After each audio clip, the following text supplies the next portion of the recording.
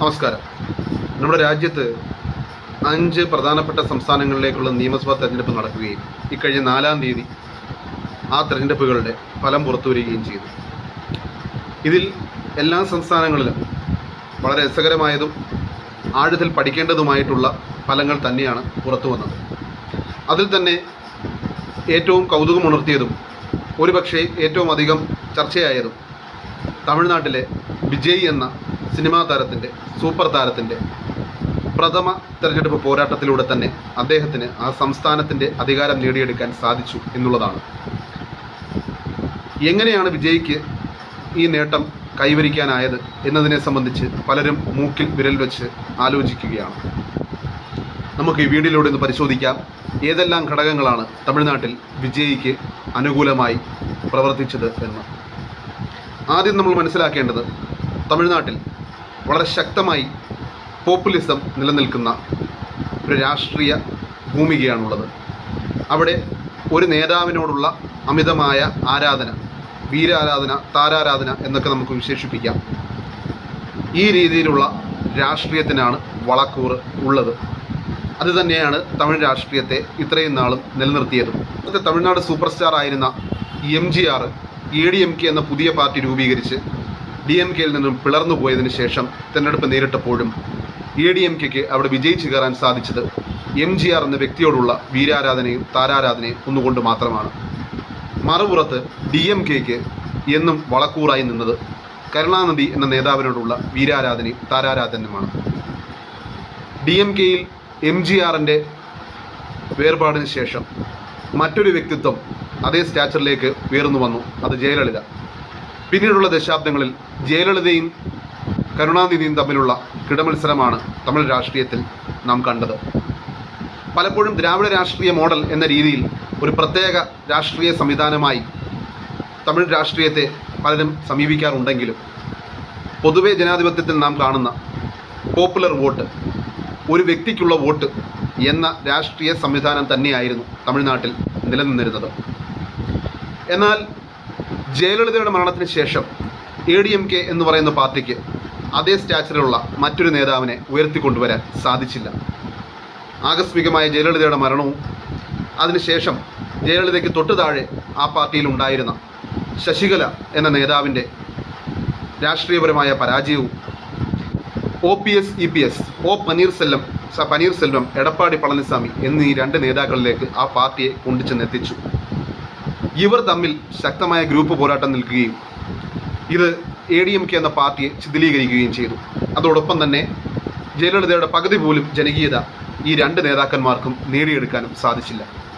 മറുപുറത്ത് കരുണാനിധി തൻ്റെ മകൻ സ്റ്റാലിനെ തന്നോടൊപ്പമില്ലെങ്കിലും ഒരു ജനകീയ നേതാവായി വളർത്തിക്കൊണ്ടുവരികയും ചെയ്തു. ആ സാഹചര്യത്തിൽ ജയലളിത പോയ വിടവിൽ തമിഴ്നാട്ടിലെ ഏറ്റവും ജനകീയനായ രാഷ്ട്രീയ നേതാവായി MK സ്റ്റാലിൻ വളർന്നു വരികയും അദ്ദേഹത്തോടൊപ്പം കിടപിടിക്കാൻ OPSനും EPSനും സാധിക്കാതെ വരികയും OPS EPS തർക്കത്തിനൊടുവിൽ OPS തന്നെ DMKയിൽ ചേരുന്ന സാഹചര്യവും ഉണ്ടായി. ഈ രീതിയിൽ വളരെ ദുർബലമായി ADMK എന്ന് പറയുന്ന പാർട്ടി അവിടെ മാറി. അവിടെ പിന്നെ ശക്തമായി നിലനിൽക്കുന്ന പാർട്ടിയായി DMK എന്ന ഒറ്റ പാർട്ടി മാറി. ദശാബ്ദങ്ങൾക്ക് ശേഷം തമിഴ്നാട്ടിൽ ഇത്തരമൊരു സാഹചര്യം ഉണ്ടാകുന്നു. ADMK DMK ദ്വന്ദ്വം തകരുന്നു. DMK മാത്രം ശക്തമാകുന്നു. OPSനും EPSനും ജനകീയത കുറവാണ്. ഇപ്പോൾ EPS മാത്രമാണുള്ളത്. ഒരു വശത്ത് സ്റ്റാലിൻ മാത്രം. കൃത്യം ആ സമയത്ത് തന്നെയാണ് വിജയ് തമിഴക വെട്രി കഴകം എന്ന പേരിൽ തൻ്റെ പുതിയ രാഷ്ട്രീയ പാർട്ടി രൂപീകരിച്ച് സംസ്ഥാന തെരഞ്ഞെടുപ്പിലേക്ക് രംഗത്തെത്തുന്നത്. ദുർബലമായ ADMKയുടെ സ്പേസാണ് വിജയ് കൈവരിച്ചത് എന്ന് തന്നെ പറയാം. പിന്നെ ഞാൻ നേരത്തെ പറഞ്ഞ ആ പോപ്പുലിസം വോട്ട്, അതിൽ തീർച്ചയായും തമിഴ് സിനിമയിൽ ഇന്ന് ഏറ്റവും അധികം കത്തി നിൽക്കുന്ന സൂപ്പർ സ്റ്റാർ എന്ന നിലയ്ക്ക് അവിടുത്തെ നിലവിലെ മുഖ്യമന്ത്രി MK സ്റ്റാലിൻ ഉള്ളതിനേക്കാളും പോപ്പുലർ വോട്ട് ആകർഷിക്കാൻ കഴിയുന്നത് വിജയ്ക്ക് തന്നെയാണ്. അപ്പോൾ ദുർബലമായ ADMK ആയിരുന്നു വിജയുടെ ഈ വിജയത്തിന് പിന്നിൽ പ്രവർത്തിച്ച ഒന്നാമത്തെ ഘടകം. നമ്മൾ പലരും ആലോചിക്കുന്നുണ്ട്, വിജയ്ക്ക് ഇപ്പോൾ ഈ വിജയം കൈവരിക്കാൻ സാധിച്ചു. ഒരു 10 കൊല്ലം മുമ്പ് രജനീകാന്തിന് ഇത് സാധിച്ചുകൂടായിരുന്നോ, അല്ലെങ്കിൽ 15 കൊല്ലം മുമ്പ് രജനീകാന്തിന് സാധിച്ചുകൂടായിരുന്നോ എന്ന് പലരും ആലോചിക്കുന്നുണ്ടാകാം. പക്ഷേ രജനീകാന്തിൻ്റെ സിനിമയിലെ ആ പ്രൈം ടൈമിൽ ഒരു 15-20 കൊല്ലം മുമ്പുള്ള സമയത്ത് അവിടെ കൃത്യമായി ADMK DMK ദ്വന്ദ്വമുണ്ടായിരുന്നു. എന്നാൽ ഇപ്പോൾ ADMK DMK ദ്വന്ദ്വമില്ല, DMK മാത്രമാണ് ഇവിടെ ഉള്ളത്. അതുകൊണ്ട് മൂന്നാമതൊരു ശക്തിക്ക് അവിടെ വളർന്നു വരാനുള്ള സാഹചര്യം കൃത്യമായിരുന്നു. ഈ ആനുകൂല്യം രജനീകാന്തിന് അദ്ദേഹത്തിൻ്റെ പ്രൈം ടൈമിൽ ലഭിച്ചിരുന്നില്ല. രണ്ടാമത്തെ ഘടകമായി നമ്മൾ മനസ്സിലാക്കേണ്ടത് TVKയുടെ വിജയത്തിൻ്റെ പിന്നിലെ ഏറ്റവും വലിയ ചാലക ശക്തിയെ പ്രവർത്തിച്ചത് തമിഴ്നാട്ടിലെ യുവ വോട്ടർമാരാണ്. യുവ വോട്ടർമാർ ഒന്നടങ്കം ഒരു മാറ്റത്തിന് വേണ്ടി വിജയിക്കായി വോട്ട് ചെയ്തെന്ന് മാത്രമല്ല തങ്ങളുടെ കുടുംബങ്ങളിലെ മറ്റ് അംഗങ്ങളെ കൊണ്ടുകൂടി അവർ TVKക്ക് വോട്ട് ചെയ്യിപ്പിച്ചു. ഇതെങ്ങനെയാണ് സാധിച്ചത്? നോക്കൂ, കേരളത്തിലെ രാഷ്ട്രീയ പാർട്ടികളെ നമുക്കെടുക്കാം. ഈ രാഷ്ട്രീയ പാർട്ടികൾക്കൊക്കെ തന്നെ വളരെ ശക്തമായ വിദ്യാർത്ഥി യുവജന സംഘടനകളുണ്ട്. വളരെ താഴെത്തട്ടിൽ വിദ്യാഭ്യാസ സ്ഥാപനങ്ങളിലും സമൂഹത്തിലും വളരെ താഴെത്തട്ടിൽ ഈ വിദ്യാർത്ഥി യുവജന സംഘടനകൾ നല്ല സ്വാധീനവും ചെലുത്തുന്നുണ്ട്. എന്നാൽ തമിഴ്നാട്ടിലെ മുഖ്യധാരാ പാർട്ടികളായ ADMKയ്ക്കും DMKയ്ക്കും ശക്തമായ എന്ന് പോട്ടെ പേരിന് പോലുമുള്ള വിദ്യാർത്ഥി യുവജന സംഘടനകൾ ഇല്ല. അതുകൊണ്ടാണ് യുവ വോട്ടർമാർ ബ്ലോക്കായി TVK എന്ന പുതിയ പ്രതിഭാസത്തിലേക്ക് ആകർഷിക്കപ്പെട്ട് അങ്ങോട്ടേക്ക് പോയത്. ഈ അടുത്തിടെ നാം നേപ്പാളിൽ കണ്ട ജെൻസി വിപ്ലവവുമായി തമിഴ്നാട്ടിൽ ഉണ്ടായ ഈ യുവാക്കളുടെ തേരോട്ടത്തിൻ്റെ പുറത്തുള്ള വിജയത്തെ നമുക്ക് താരതമ്യപ്പെടുത്താം. ഇപ്പോൾ രണ്ടാമത്തെ ഘടകമായി നാം കാണേണ്ടത് കേരളത്തിൽ നിന്നും വ്യത്യസ്തമായി യുവജന വിദ്യാർത്ഥി പ്രസ്ഥാനങ്ങളുടെ അഭാവം മുഖ്യധാര രാഷ്ട്രീയ പാർട്ടികൾക്ക്. അതുകൊണ്ട് തന്നെ കേരളത്തിൽ ചിലരൊക്കെ ചോദിക്കുന്നുണ്ട്, കേരളത്തിലൊരു സിനിമാ താരം ഈ മാതൃകയിൽ ഒരു പക്ഷേ ഒരു സിനിമാ താരത്തിന് അധികാരത്തിലേറിക്കൂടെ എന്ന് ചോദിച്ചാൽ അതിനുള്ള മറുപടി തമിഴ്നാട്ടിലുള്ളതുപോലെ യുവാക്കളെ ഒറ്റയടിക്ക് ആകമാനം സ്വാധീനിക്കാൻ കേരളത്തിലെ ഒരു സിനിമാ താരത്തിനോ അല്ലെങ്കിൽ മറ്റേതെങ്കിലും സെലിബ്രിറ്റിക്കോ സാധിക്കില്ല. കാരണം ഇവിടെ യുവാക്കൾക്കിടയിൽ കക്ഷി രാഷ്ട്രീയം ആ രീതിയിലുള്ള സ്വാധീനം ശക്തമായി ചെലുത്തുന്നുണ്ട് എന്നുള്ളതാണ്. മൂന്നാമത്തേത്, തമിഴ്നാട്ടിൽ ദ്രാവിഡ രാഷ്ട്രീയം എന്നാണ് പറയുന്നതെങ്കിലും അത് പ്രത്യേകിച്ചൊരു സംഭവമാണ് എന്ന് വ്യക്തിപരമായി എനിക്ക് തോന്നുന്നില്ല. ദ്രാവിഡ രാഷ്ട്രീയം എന്ന് പറയുന്നത് പോപ്പുലർ വോട്ട് പ്ലസ് തമിഴ് വികാരം. ആ തമിഴ് വികാരം ആളിക്കത്തിച്ചുകൊണ്ട് തന്നെയാണ് ദ്രാവിഡ രാഷ്ട്രീയ പാർട്ടികൾ അവിടെ ജനകീയമായിരുന്നത്. ഓരോ ഘട്ടത്തിലും കൂടുതൽ പോപ്പുലറായി വരുന്ന നേതാവ് ആരാണോ അവർക്ക് അധികാരം ലഭിച്ചിരുന്നു എന്ന് മാത്രം. ഇത് പലപ്പോഴും ആൻറ്റി ഇൻകംബൻസിയുടെ പുറത്ത് അധികാരത്തിലിരുന്ന ആ പോപ്പുലർ നേതാവിനെ മാറ്റി പ്രതിപക്ഷത്തിരുന്ന മറ്റേ പോപ്പുലർ നേതാവിനെ അധികാരത്തിലേക്ക് ഏറ്റുക എന്ന പ്രവണതയായിരുന്നു അവിടെ നടന്നു വന്നിരുന്നത്. ഇവർ നിരന്തരമായി കത്തിച്ചുകൊണ്ടിരുന്നത് ഈ തമിഴ് വികാരമായിരുന്നതുകൊണ്ട് തന്നെ ഒരു ഹോമോജീനിയസ് സ്വഭാവം തമിഴ് സമൂഹത്തിനുണ്ട്. കേരളത്തിലെ പോലെ വ്യത്യസ്ത ജാതിമത വിഭാഗങ്ങൾ ശക്തമായി നിൽക്കുന്ന അത്തരമൊരു രാഷ്ട്രീയ സാഹചര്യമല്ല തമിഴ്നാട്ടിലുള്ളത്. അവിടെ ജനസംഖ്യയുടെ 80% ഹിന്ദു മതത്തിൽപ്പെട്ടവരാണ്. എന്നാൽ അവർ മതത്തെ രാഷ്ട്രീയപരമായി ഉപയോഗിക്കുന്നില്ല.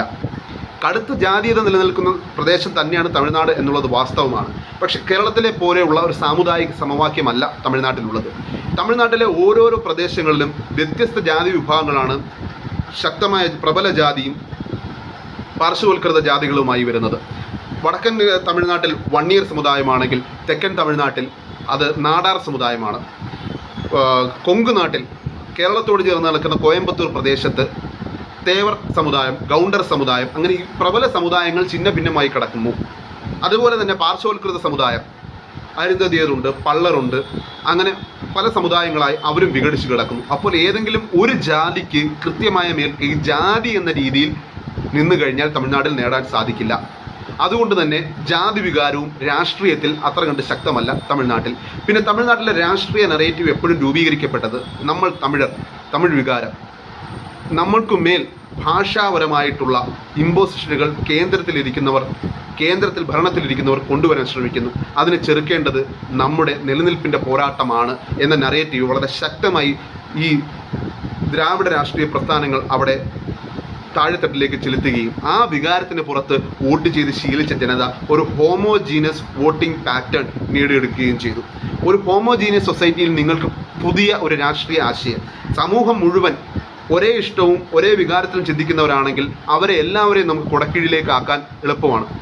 അതേസമയം സമൂഹത്തിൽ വ്യത്യസ്ത താല്പര്യങ്ങളും വ്യത്യസ്ത കാഴ്ചപ്പാടുകളും വ്യത്യസ്തമായിട്ടുള്ള ജീവിത രീതികളും ഉള്ളവരാണ് പ്രവർത്തിക്കുന്നതെങ്കിൽ അവരെല്ലാവരിലേക്കും ഒറ്റ ആശയം പെട്ടെന്ന് എത്തിക്കാൻ നമുക്ക് ബുദ്ധിമുട്ടായിരിക്കും. കേരളത്തിൻ്റെ ഉദാഹരണം എടുത്തു കഴിഞ്ഞാൽ കേരളത്തിൽ ഇടതുപക്ഷം വളരെ ശക്തമായി പ്രവർത്തിക്കുമ്പോഴും മലപ്പുറം പോലെയുള്ള മുസ്ലിം ന്യൂനപക്ഷങ്ങൾ തിങ്ങിപ്പാർക്കുന്ന മേഖലയിലും എറണാകുളം പോലെയുള്ള ക്രിസ്ത്യൻ ന്യൂനപക്ഷം തിങ്ങിപ്പാർക്കുന്ന മേഖലയിലും ഇടതുപക്ഷത്തിന് ആ രീതിയിൽ കടന്നു കയറാൻ സാധിക്കുന്നില്ല. ഏത് ഇടതുപക്ഷത്തിന്?